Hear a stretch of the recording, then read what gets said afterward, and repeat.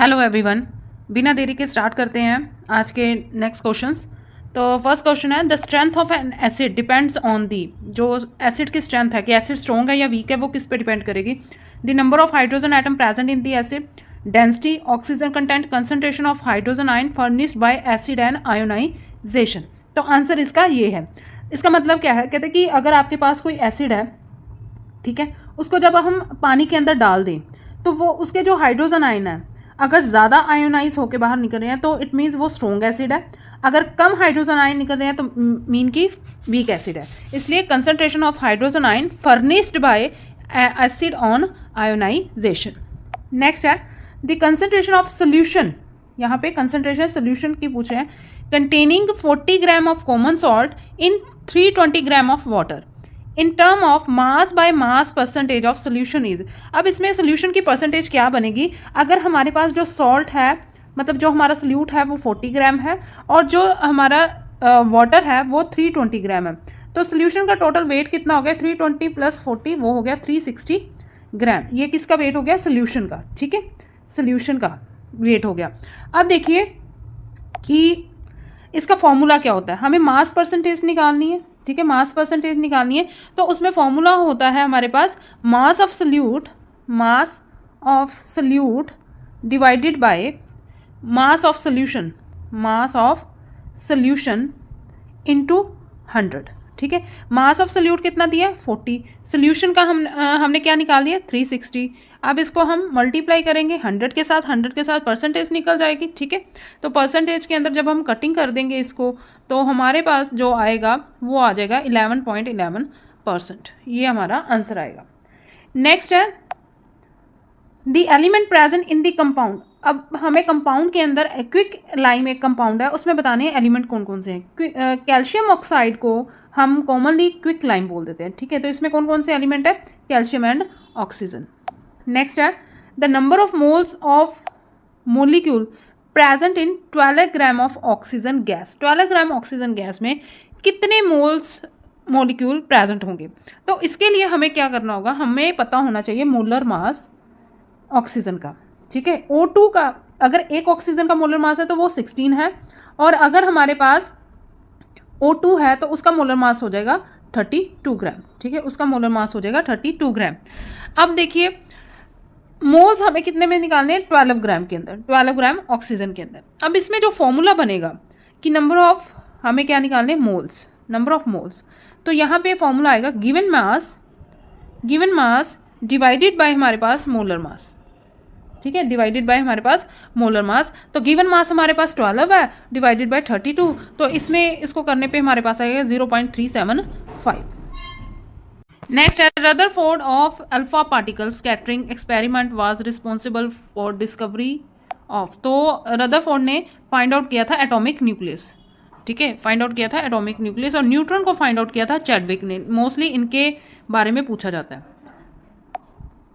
Next the metal which exist in liquid state at room temperature. अब देखो sodium, mercury और aluminium ये सारी है मेटल्स, और ब्रोमीन है हमारे पास नॉन मेटल। ठीक है, ये है नॉन मेटल। सोडियम जो है वो सबसे रिएक्टिव, हाईली रिएक्टिव और हाईली सॉफ्ट मेटल है जिसको हम नाइफ से कट कर सकते हैं। जो हमारे पास एल्यूमिनियम है ये भी एक मेटल है। ठीक है, और मरकरी जो है ये लिक्विड होती है रूम टेम्परेचर में। ठीक है, और जो ब्रोमीन है ये लिक्विड होता है बट ये होता है नॉन मेटल। आपसे ये भी पूछ सकते हैं which non metal is liquid. ठीक है, तो वो ब्रोमीन है। नेक्स्ट है in covalent bond. Covalent bond में क्या होता है, equal sharing of electron takes place between two atoms. यहाँ पे दो एटम्स के बीच में इक्वल शेयरिंग होती है, इसलिए इसे हम क्या कहते हैं, covalent bond. Next the number of carbon compound is very large because. Carbon कहते हैं कार्बन कंपाउंड की बहुत लंबी लंबी चेन्स बन जाती हैं। वो किस वजह से, कौन सी उसकी ऐसी प्रॉपर्टी है जिसकी वजह से ये चेन्स बनती है, it has strong catenation property.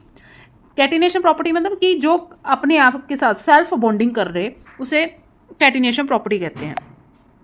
Next है a ray of light travelling in glass enter in water obliquely the ray of light. कहते हैं कि एक गिलास है आपके पास, ठीक है, एक गिलास है और उससे रे ऑफ लाइट पास कर रही है, तो उसका नेचर कैसा होगा, वो लाइट कैसे बिहेव करेगी। तो उसका आंसर है bend away from the normal, कि वो पास ग्लास जो है उसका रिफ्रैक्टिव इंडेक्स ज़्यादा है, वाटर का रिफ्रैक्टिव इंडेक्स कम है। तो ये हो गया डेंसर और ये हो गया रेयर। जब हम डेंसर से रेयर मूव करते हैं, अगर आपके पास एक यहाँ पे आप परपेंडिकुलर ड्रॉन कर देते हैं, ये डेंसर मीडियम है, ये रेयर मीडियम है, तो लाइट जब पास, ये अब नॉर्मल रे है, ठीक है, लाइट जब यहाँ से पास आउट करेगी तो ये अवे दूर जाएगी, ठीक है। जब भी हम डेंसर से रेयर जाएंगे, ये याद रखना कि जो लाइट है वो अवे फ्रॉम द नॉर्मल जाएगी, अवे टू नॉर्मल। और अगर हम वही उल्टा चले जाएंगे, रेयर टू डेंसर, तो वो क्या करेगी, बेंड टूवर्ड दी नॉर्मल, ठीक है। नेक्स्ट, अब बात कर रहे हैं कि विच of the following statement is correct for circuit having series combination, जिनका सीरीज कम्बिनेशन है। तो सीरीज कम्बिनेशन में क्या होता है, जो करंट होता है वो सेम रहता है, बट जो वोल्टेज होती है वो क्या कर जाती है, वो डिवाइड कर जाती है, ठीक है। तो आंसर इसका क्या आएगा, current is same throughout the circuit and voltage divide between the resistors. Next question है, a person uses a concave mirror for shaving. Last video में मैंने कनकेव मिरर और कन्वेक्स मिरर के बारे में आपको डिटेल में बताया था और हमने बात की थी। अब यहाँ पे शेविंग लिखा है, तो उसके लिए अगर अच्छी शेविंग चाहिए तो उसके लिए हमें पूरा मैग्नीफिकेशन चाहिए, है ना। तो उसमें आपके पास वो जो फेस है वो किसके फ्रंट में होगा, तो बिटवीन पोल एंड फोकस। जब पोल और फोकस के बिटवीन में फेस होगा तो इमेज कैसी मिलेगी, इमेज मिलेगी इरेक्ट और मैग्नीफाइड। ये लास्ट वीडियो में हमने किया था डिटेल में। नेक्स्ट है, the principle of science which tell us to choose simplest scientific explanation that fits the evidence. The principle of science, science which tell us to choose simplest, हमें वो choose करना simplest scientific explanation that fits the evidence. तो इसके अंदर आपके पास जो option है, तो उसका आंसर है द प्रिंसिपल ऑफ पेर्सिमोनी। पेर्सिमोनी में क्या है कि जब आपके पास बहुत सारी एविडेंसेस होती हैं और उन सब में से आपको एक सिंपलेस्ट और फिट एविडेंस अगर आपको मिलता है, that is the principle of parsimony. तो इसको हम ऑकम रेजर्स भी बोल देते हैं, ऑकम रेजर, मतलब एक बार इस तरह से पूछ लिया, दूसरी बार इस नेम से भी पूछ सकते हैं। नेक्स्ट है, विच of the following activity concerned with assigning psychomotor domain of student in the science classroom। कौन सी एक्टिविटी कंसर्न करेगी psychomotor domain, asking question answer, discussion, unit test, no, laboratory outcome. क्योंकि लेबोरेटरी आउटकम के अंदर बच्चे ने सोचना भी होता है, ठीक है, बच्चे ने काम करना होता है, वेइंग करनी होती है, एक्शन परफॉर्म करना होता है, उसके फिजिकल स्किल्स पता लगते हैं, तो वो सारी चीज़ें आती हैं। तो आंसर आएगा लेबोरेटरी आउटकम। नेक्स्ट क्वेश्चन है हमारे पास, STEM based curriculum is based on, STEM based curriculum किस पे डिपेंडेड है, इंटरडिसिप्लिनरी एंड अप्लाइड अप्रोच। अब STEM की फुल फॉर्म क्या है, फुल फॉर्म है S साइंस, T टेक्नोलॉजी और E इंजीनियरिंग और M मैथमेटिक्स, ठीक है। तो ये जो स्टेम है, stem based on the real world, जो रियल वर्ल्ड प्रॉब्लम्स को सॉल्व करने में हेल्प करता है, उसी में ही फोकस करता है, इसलिए स्टेम को हम लेते हैं इंटरडिसिप्लिनरी एंड अप्लाइड अप्रोच के अंदर। नेक्स्ट है, in which of the following science process skills student draw conclusion about the cause of an observation. तो हम देख रहे हैं कि science process skill student draw conclusion निकाल रहा है एंड कॉज एंड ऑब्जर्वेशन। तो उसमें कौन सी जो साइंस की स्किल है वो दिख रही है, that is a inferences. Next question है, TV set picture tube emits a beam of electron. पहले टाइम पे पिक्चर ट्यूब टीवी होते थे, ठीक है, तो वो इलेक्ट्रॉन्स जो हैं वो स्ट्राइक करते थे, तो वो स्ट्राइक कर रहे हैं, वो कहते हैं कि current due to this beam 10 milli ampere, how many electron will strike on TV screen every second. अब हमें देखना है कि दिया क्या क्या है। सबसे पहले हमें करंट दिया हुआ है जो कि है 10 मिली एम्पेयर, अगर हम इसे एम्पेयर में कन्वर्ट करेंगे तो ये बन जाएगा 0.01 एम्पेयर, ठीक है। फिर हमें how many electrons will strike, हमें ये निकालना है कि कितने इलेक्ट्रॉन स्ट्राइक कर रहे हैं एवरी सेकेंड, और टाइम दिया है t1 सेकेंड दिया है, ठीक है। तो अब हम इसके अंदर फॉर्मूला लगाते हैं करंट का, I is equal to Q by T. अब हमें चार्ज नहीं पता कि कितना चार्ज है हमारे पास, तो आई हमें पता है 0.01 है और क्यू जो है हमारे पास गिवन नहीं है और इलेक्ट्रॉन 1 है, तो हमारे पास क्यू किसके इक्वल आ गया 0.01 कूलम के। ठीक है, अब हमें फाइंड आउट करना है। अब एक जो आपके पास जो एक इलेक्ट्रॉन होता है, चार्ज ऑन 1 इलेक्ट्रॉन, वो होता है 1.6 इंटू 10⁻⁻19। अब हमें निकालने नंबर ऑफ इलेक्ट्रॉन्स। तो नंबर ऑफ इलेक्ट्रॉन्स निकालने के लिए n is equal to Q by E. Q क्या आ गया चार्ज, वो कितना निकला था 0.01। इलेक्ट्रॉन पे, एक इलेक्ट्रॉन पे कितना चार्ज होता है 1.6 इंटू 10⁻⁻19। अगर हम इसको निकाल देते हैं ये 100 आ जाएगा नीचे और बन जाएगा 1/1.6 इंटू 10⁻17। जब हम इसको सॉल्व कर लेंगे तो ये हमारे पास बन जाएगा 5/8 इंटू 10⁻17। ठीक है, तो आंसर इसका देख लेते हैं। तो आंसर फर्स्ट आंसर है इसका 5/8 10⁻17। नेक्स्ट है एन इलेक्ट्रिक वायर। एक electric wire stage to increase the length by 25%। उसकी लेंथ जो है इंक्रीज कर दी गई। एरिया ऑफ क्रॉस सेक्शन जो है वो सेम है। What percentage will the resistance be increase. Resistance कितनी परसेंटेज से इंक्रीज होगी और रेजिस्टिविटी कितनी परसेंटेज से इंक्रीज होगी। अब इसका फॉर्मूला होता है आर इज इक्वल टू रो, रो मतलब रेजिस्टिविटी, लेंथ बाय एरिया। ठीक है, अब लेंथ 25% से इंक्रीज कर रही है, क्लियर। एरिया क्या है, सेम है, तो आपके पास एरिया सेम रहेगा तो क्या होगा, जो रेजिस्टेंस है वो 25% इंक्रीज कर जाएगी, बट जो रेजिस्टिविटी है वो सेम रहेगी, क्योंकि रेजिस्टिविटी जो है वो डिपेंड करती है नेचर ऑफ मटेरियल और उसके बारे में कुछ नहीं कहा गया। तो हमारे पास आंसर जो आएगा वो आएगा सी, रेजिस्टेंस 25% इंक्रीज कर जाएगा और रेजिस्टिविटी चेंज नहीं होगी। नेक्स्ट है for an object in motion if the displacement occur in proportion to square.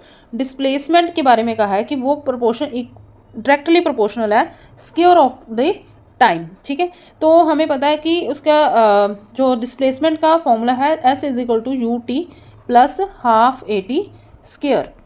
तो जब डिस्प्लेसमेंट जो है वो डिपेंड क्या कर रही है, टी की स्क्वायर पे, कांस्टेंट पे। ठीक है, तो अगर ये कांस्टेंट पे डिपेंड कर रही है तो मतलब हमारे पास क्या आएगा, यूनिफॉर्म एक्सेलरेशन आएगी।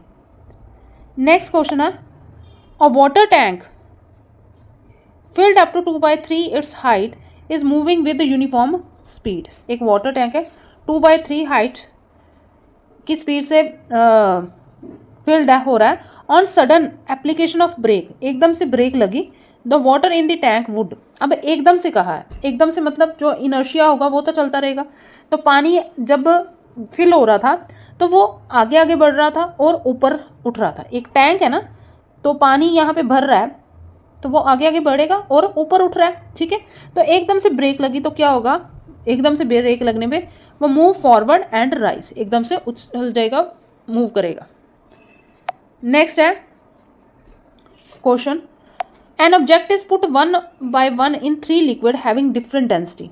डिफरेंट डेंसिटी के 3 लिक्विड है, एक ये 1/9, 2/11, 3/7। Part there volume outside the liquid surface, outside the liquid surface in liquid density D1 D2। ये चीज़ें आपको दी गई हैं। अब देखो एक लाइन याद रखना, मोर dense liquid less part of object remain outside. ठीक है, जितना डेंस लिक्विड होगा उतना कम जो है वो पार्ट ऑब्जेक्ट का आउटसाइड होगा। तो आउटसाइड वॉल्यूम हमें दे दिए गए हैं, आपको आउटसाइड वॉल्यूम दे दिए, इनको पॉइंट्स में लिख लें। अगर आप D1 जो है वो आ गया 0.11, D2 आ गया हमारे पास 0.18 और D3 जो है वो हमारे पास आ गया 0.43। अब लार्जेस्ट आउटसाइड पोर्शन किसका होगा, जिसकी डेंसिटी आउटसाइड में कम होगी, वो किसकी है, D1 की। तो आंसर आएगा D1, D2 और D3, ये आंसर आएगा आपका। नेक्स्ट है how many haploid cells are formed in meiosis second. Meiosis और माइटोसिस ये सेल डिवीजन की फॉर्म है। मियोसिस 2 तरह से होती है आपके पास, एक मियोसिस होती है 1 और एक होती है मियोसिस 2। मियोसिस 1 के अंदर 2 सेल फॉर्म होते हैं और मेयोसिस 2 के अंदर 4 हैप्लॉइड सेल फॉर्म होते हैं, ठीक है। यहाँ पे 2 हैप्लॉइड सेल्स फॉर्म होते हैं और यहाँ पे 4 हैप्लॉइड सेल फॉर्म होते हैं। नेक्स्ट है acid rain is made up of. Acid rain किससे बनती है? एसिड रेन मोस्टली नाइट्रोक ऑक्साइड और सल्फर डाइऑक्साइड की बनती है। ये दोनों जो हैं वो एसिड रेन फॉर्मेशन करते हैं। फिर है Neeta put 2-3 drops dilute iodine solution. Dilute iodine solution का पहले भी हमने क्वेश्चन किया था। Small sample of raw food paste turned blue black. The component food tested through this test. वो कौन सा कंपोनेंट है जो टेस्ट होता है? वो होता है कार्बोहाइड्रेट। नेक्स्ट है cuscuta is an example of an. Cuscuta किसकी एग्जाम्पल है? ये भी अपन ने किया था, वो है पैरासिटिक प्लांट्स के अंदर की। नेक्स्ट है where is the intercalary meristem located. Meristem जो सेल होते हैं उनकी कैपेबिलिटी होती है टू डिवाइड मतलब ग्रो करने की कैपेबिलिटी, इनकी डिवीजन की कैपेबिलिटी है। ये 3 तरह से होते हैं। एक होता है एपिकल मेरिस्टेम, ठीक है, एक होता है लेटरल मेरिस्टेम और एक होता है इंटरकैलरी मेरिस्टेम। जो एपिकल मेरिस्टेम है वो प्रेजेंट होता है रूट और स्टेम के एपेक्स पे, मतलब उनके टिप पे। जैसे ये रूट है तो रूट के इस टिप पे ये प्रेजेंट होगा। जो लेटरल है वो प्रेजेंट होता है स्टेम के बेस पे, ठीक है, ये स्टेम है इसके बेस पे ये प्रेजेंट होता है। और जो इंटरकैलरी है वो इंटरनोड्स के, यहाँ पे ये इंटरनोड्स हैं, यहाँ पे प्रेजेंट होता है इंटरनोड्स के, और लीव्स के पीटियोल पे प्रेजेंट होता है। तो अब आपको तीनों की पोजीशन पता लग गई और ये पोजीशन आपसे किसी भी तरीके से पूछ सकते हैं। तो आंसर है बेस ऑफ द लीव और इंटरनोड्स। नेक्स्ट है टीचिंग एड्स इन साइंस। इनमें से कौन सी टीचिंग एड है साइंस की? तो शुड बी यूज्ड, वो क्या है? रेगुलरली यूज होने, develop process and thinking skill in science. तो आज के लिए इतना ही, और ऑल द बेस्ट जिनका कल पेपर है, all the best and have a nice day. आज के यही लास्ट क्वेश्चन था और होप आपको वीडियो अच्छी लगी होगी। तो हैव अ नाइस डे।